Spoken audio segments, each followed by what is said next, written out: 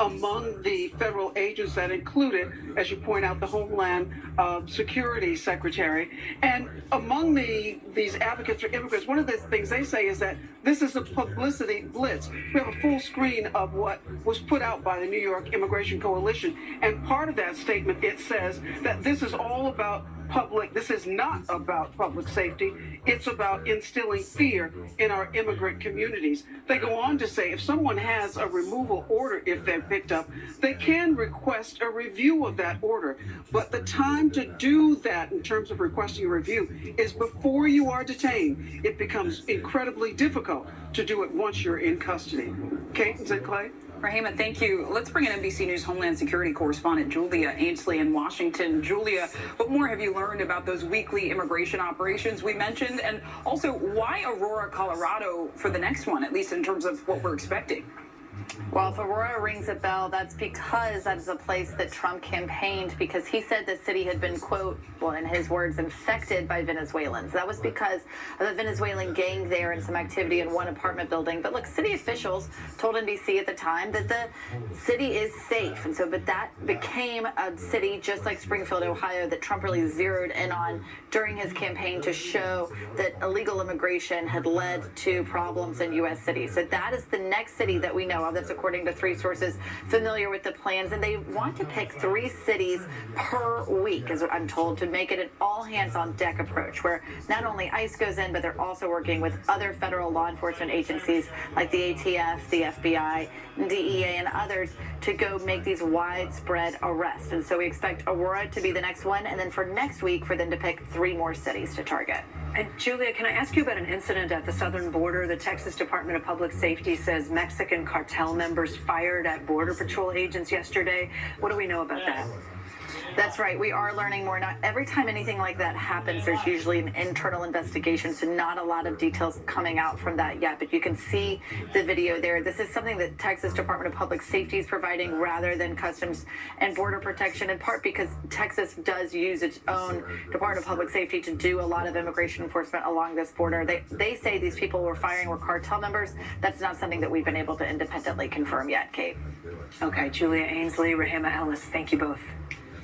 A White House memo directing a pause on federal funding that does not align with the Trump agenda is sparking new lawsuits and some confusion for people and organizations who depend on that federal support. The Trump administration says this is not a freeze on funding, and it could be as short as 1 day.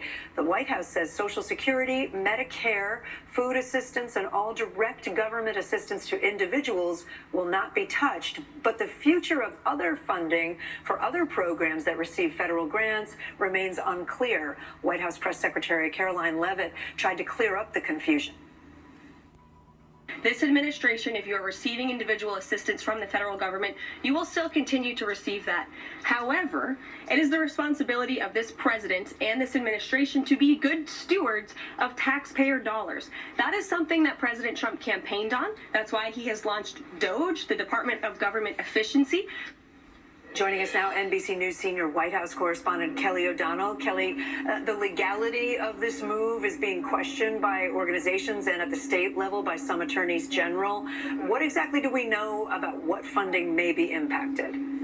Well, we are in a moment where the big, bold ideas that President Trump wants to bring to governing clash with the practical of trying to interpret memos that have been written and distributed when many people have questions, and people are raising concerns about the constitutional reality of this as well as the practical. And on the constitutional side, legal questions about the checks and balances of government, where Congress appropriates the funding for programs, and once that is enacted into law, signed by a president, not this president, but the former president, that has a force of law, and another president cannot simply move the money around or decide it cannot be spent. That, again, is in Congress's lane.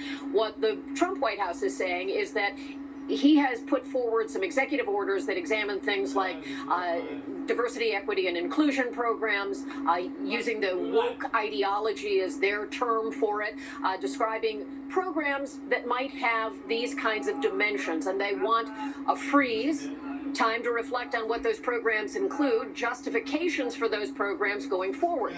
But the breadth of what was put out was certainly raising questions about the kinds of programs that provide nutrition, housing, medical care to many, many people, and would they still have that direct access? The White House is saying, yes, we're still trying to find out more.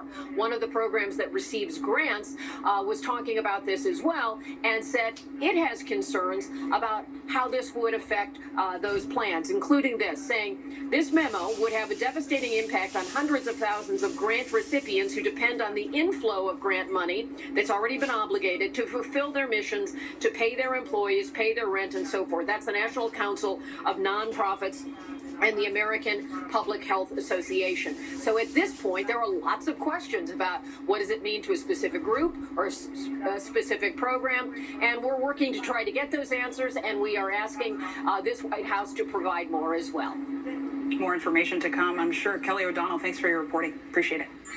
Health officials are warning about the largest outbreak of tuberculosis ever recorded in the United States. Since the beginning of this year, there have been 67 symptomatic cases in the state of Kansas, split between 2 counties in the Kansas City suburbs. Health officials say that's on top of 79 so-called latent or inactive cases where someone tested positive for the disease but is not showing symptoms. Joining us now, NBC News medical analyst Dr. Vin Gupta. So, Dr. Gupta, just how rare is an outbreak like this, and walk us through how exactly tuberculosis spreads? Well, it's very rare. This is arguably one of the worst outbreaks in history of what we're seeing in Kansas and the United States, since we've been tracking from all the way back to 1950.